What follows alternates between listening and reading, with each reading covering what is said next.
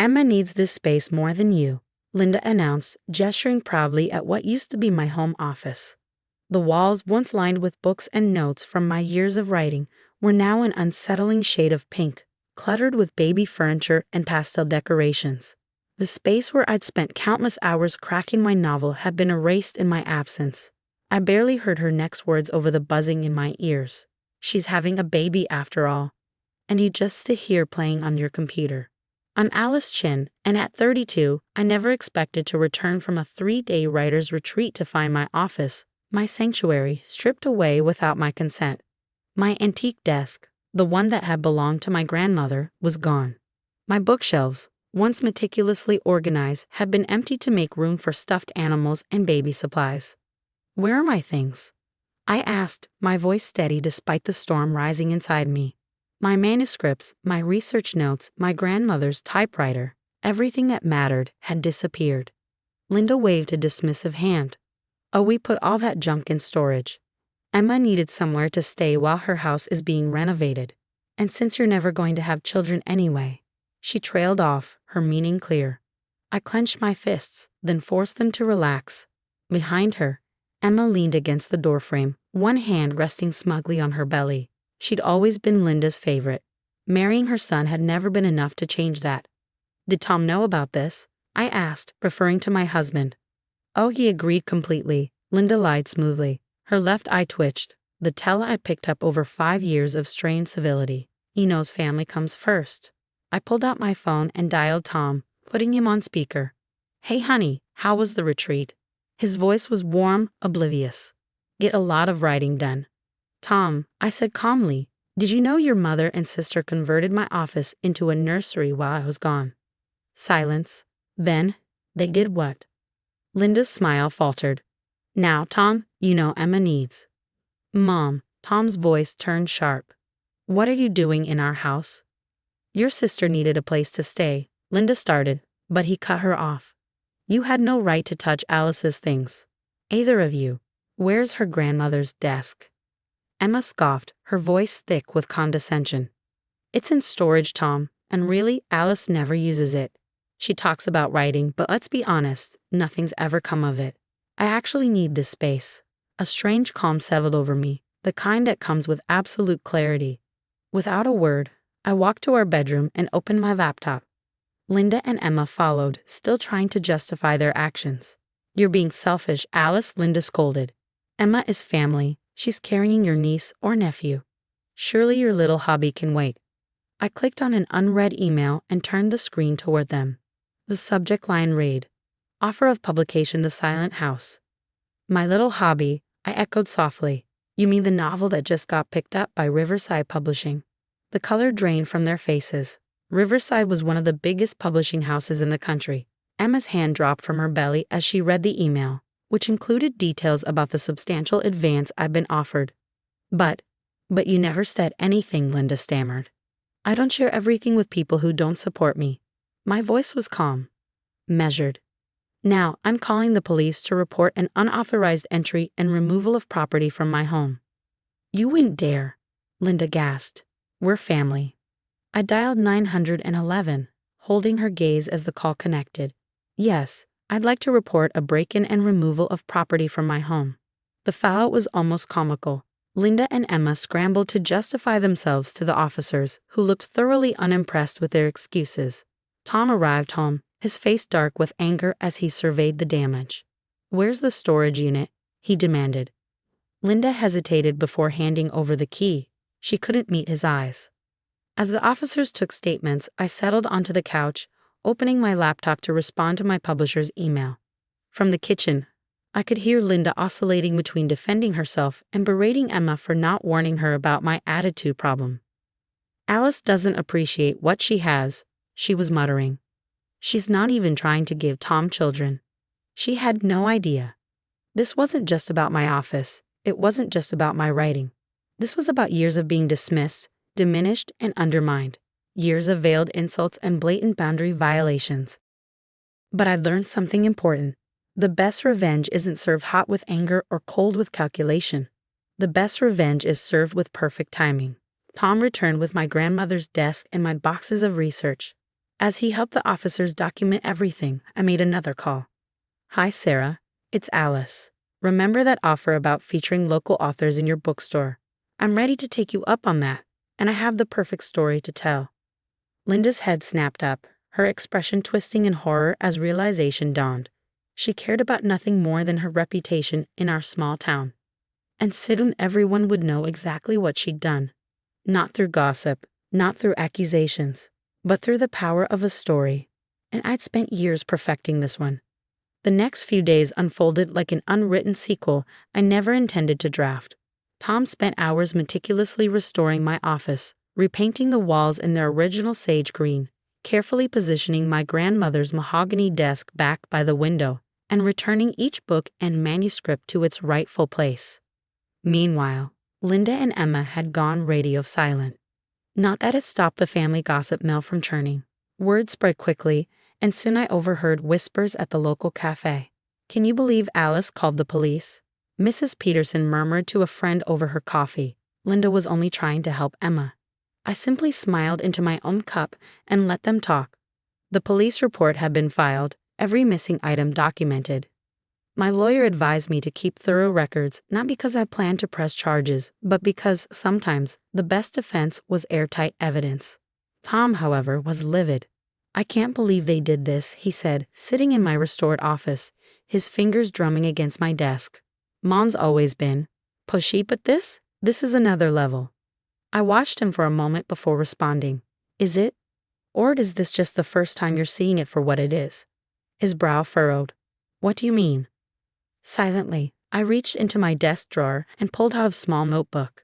Inside, I had documented every slight, every boundary crossed, every moment that had chipped away at my patience over the years. The time Linda accidentally spilled wine on my manuscript, the Christmas when Emma hijacked our anniversary dinner for her pregnancy announcement, the countless times they showed up uninvited, expecting me to drop everything. "This isn't just about an office, Tom. It's about respect." As he flipped through the pages, his expression darkened. "Why didn't you tell me?" I exhaled. "Would you have listened?" His silence was answer enough. The next morning, I received an email from my publisher, an invitation for a local book signing at Sarah's bookstore for The Silent House. My novel centered on navigating toxic family dynamics. I forwarded the email to Linda and Emma, not out of malice, but because I knew they'd hear about it anyway. It didn't take long for the fallout to begin. Emma's message came first. "You're really going to air our family's dirty laundry in public? How dare you?" Then Linda, "If you publish that book, you'll destroy this family. Is that what you want?" I replied with the same response to both. "The book was written and accepted before you decided to redecorate my office. But thank you for the inspiration for the sequel." Tom let out a low whistle as he read over my shoulder. "You're not actually writing about them, are you?" I smirked. "No, but they don't know that." The next day, Linda showed up at our doorstep, her usual arrogance noticeably absent. She clutched her designer handbag like a lifeline. "We need to talk." I stepped aside, watching as she hesitated before sitting down on the couch, a stark contrast to the woman who had so confidently commandeered my office. "I may have overstepped," she admitted, though the words seemed to taste bitter in her mouth. "May have." She winced. "Okay, I did. But you have to understand, Emma's going through a tough time. Her husband's never home, the renovations are a mess. And that justifies breaking into our house and taking my belongings." "We didn't break in," she argued weakly. "We used the spare key. The one for emergencies," I reminded her. "Not for decorating without permission." She twisted her hands in her lap. "I just thought," she sighed. "It doesn't matter. Emma's found another place to stay with Jennifer." "Good." Linda's gaze flickered toward my office, her real concern evident. "And about your book?" I met her stare. "Yes. Is it really about family relationships?" I leaned forward, resting my elbows on my knees. "It's about consequences, Linda. About what happens when people take too much and assume too much." She paled slightly. "I see." "Do you?" I rose, gesturing for her to follow me. "Come with me. I want to show you something." Reluctantly she did. In my office, I pulled out my grandmother's typewriter, the one they had so carelessly discarded. This belonged to my grandmother. She used it to write letters to my grandfather during the war.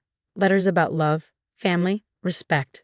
Before she passed, she told me something I've never forgotten. Words have power. They can build bridges or burn them down.